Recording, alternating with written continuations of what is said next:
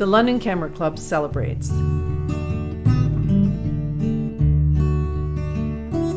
The London Camera Club came into existence in 1934 with 6 members and grew to 87 members in its first year. The club had clear objectives: to encourage and educate members, to run competitions, and to become involved with other clubs across the country. Now, it is the largest photography club in Canada with around 300 plus members. It is also one of the oldest ones, and this year the members celebrate its 90th birthday. In 1934, with field trips, knowledgeable speakers, involvement with the precursor of the Canadian Association of Photographic Arts, and Western Fair, the club was busy. In conjunction with Western Fair, the club mentored a salon of international acclaim, providing the hanging committee as well as some of the judges. By 1938, the salon received entries from all over the world: India, Japan, and China, to name a few.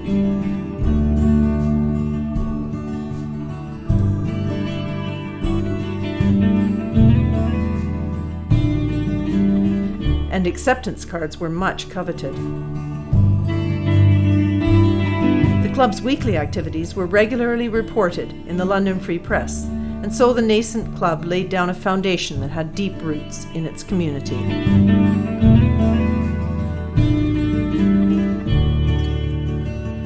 The club leased rooms at 212 and a half Dundas Street from 1937 to 1970, including a dark room, studio, and meeting room, and it boasted of having the finest facility of any camera club in Canada.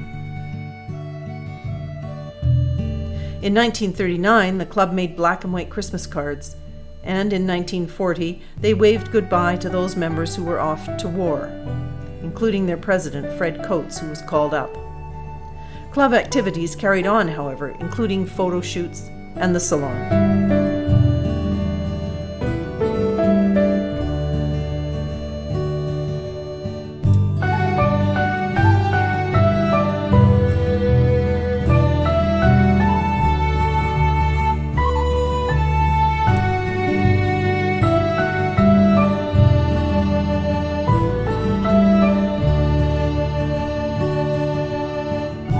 In 1959, the salon included interesting photographs that were much lauded by the local press, with flattering comparisons to Ansel Adams and the Impressionists. However, the newspapers were not always this kind and could comment on a lack of creativity of an image, or even in the way they were displayed.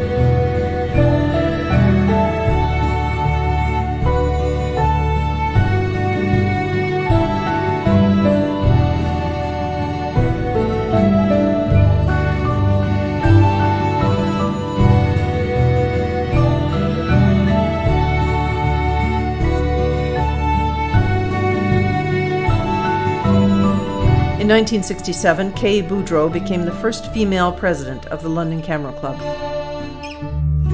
Also in 1967, the first color photo in the club's scrapbook appeared, and color prints and slides began to replace the traditional black and white photographs in competitions. Slowly, over the years, the slides took over from print, and in their turn gave way to digital competitions. The club suspended print competition during the COVID restrictions of the spring of 2020. But digital black and white is still a category in competition at least once a year. Club entertainment varied over the years. One celebratory evening in 1935 included, along with a turkey dinner, a mandolin serenade and several soloists singing, as well as cartoons, slideshows, and dancing. A piano duet also featured on the program. Meetings in the 1930s would inevitably end with God Save the King, as the club was proud of its British connection, especially in association with the Royal Photographic Society in London. One woman, likely in the 1960s, sang to accompany her own slideshow, a forerunner to our AV shows accompanied by music. A costume party is also documented in the scrapbook with images of clowns and ghosts and a cowboy. The club still hosts a June dinner with AV shows and prizes, but not with costumes. There were lots of trophies, lots.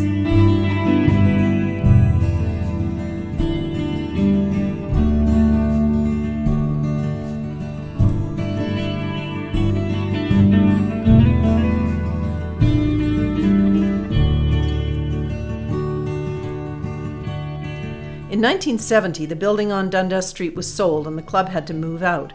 Moving day was photographed by a club member and also by the Free Press.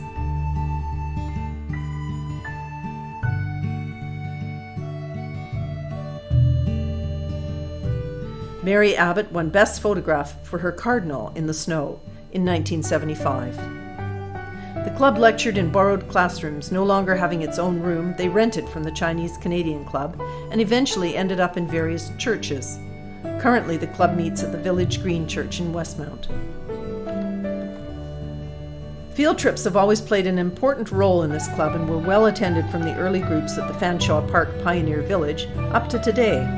There's been a terrific selection of places to go, and organizers have our gratitude.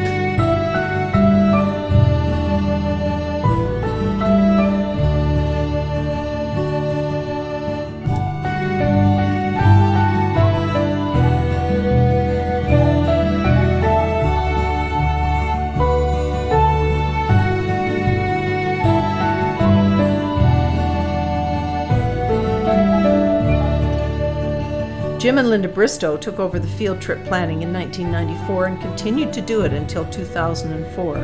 10 years.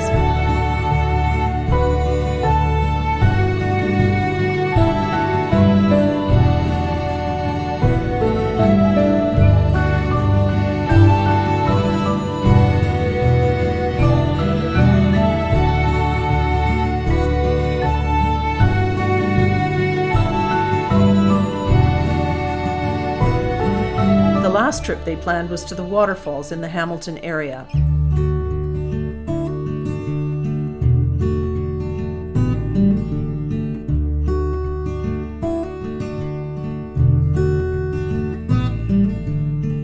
Significantly, this was the 100th trip for the Camera Club.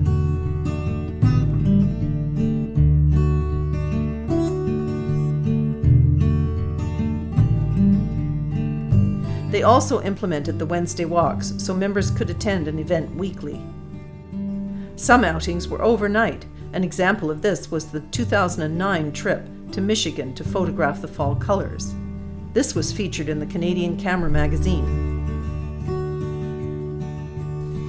In 1990, the club took on the enormous task of running the Canada Camera College.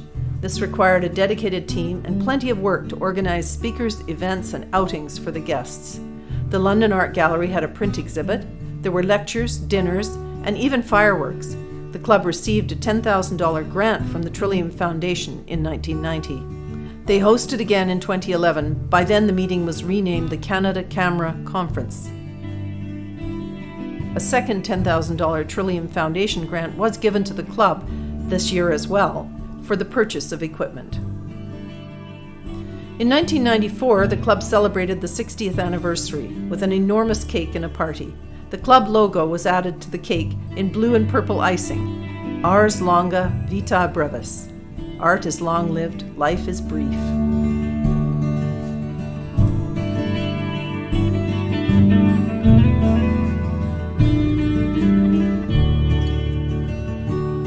Over the ensuing decades, members participated. There were plenty of new experiences to be had. Models were hired for shoots, and members learned the lighting for portraits from those who had more experience. There were slideshows, which were complicated, as there were multiple projectors to set up and run without a computer to aid you. Salons continued and were held at galleries and stores in London, and then at Westmount Mall, and finally at White Oaks Mall, where it became an annual event until COVID came along.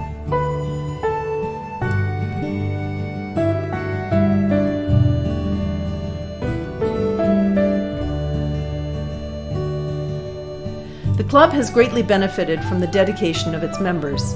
Rosemary Culver, Harry Cartner, Bill Lloyd, and many others have contributed to keep the evenings fascinating and fun. Through Paul Armstrong, the London Camera Club has also continued to photograph the One Run, a community commitment annually. And in a leap down the timeline, we now also have the added benefit of a team of excellent computerists at the helm, running Zoom meetings and recording sessions for our online library. Teaching has always been a profound component of the London Camera Club mandate. One lecture in the 1930s was from a visiting scientist in the Kodak Chemical Division to discuss developing and fixing film. This was a hot and recurring topic then. In 1962, this gentleman was caught recovering from giving a talk on f-stops. Many experienced members gave lectures and took part in a mentorship program over the years. Specialists ran member nights, allowing others to try out their equipment and share ideas. Speakers were sought out to give lectures, and then some of them conducted clinics on the spot for practical teaching.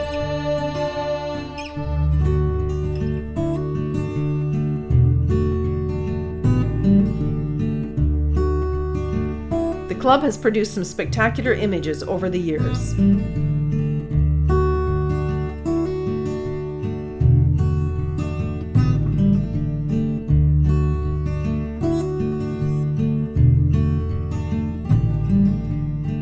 The LCC has done very well in competitions at Kappa, in both group and individual competitions, winning certificates and medals. Recently, the club trips have been to a sunflower field, radar museum, lavender fields, and a miniature horse farm, and the excellent images just keep coming.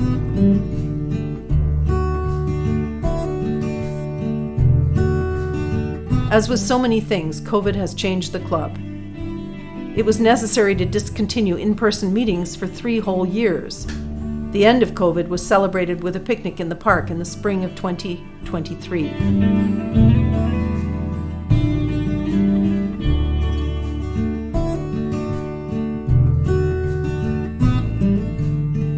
But it is now a very different era. We have some meetings online in Zoom and some in person. We benefit from international members and online speakers that we would otherwise be unable to afford. The horizons are opening to new concepts, new techniques in photo processing and AI generation, for example. These appear to us now as digital imaging did to members in the 70s, something to explore and assimilate. They lead to a new path of creativity, and who knows what will be next?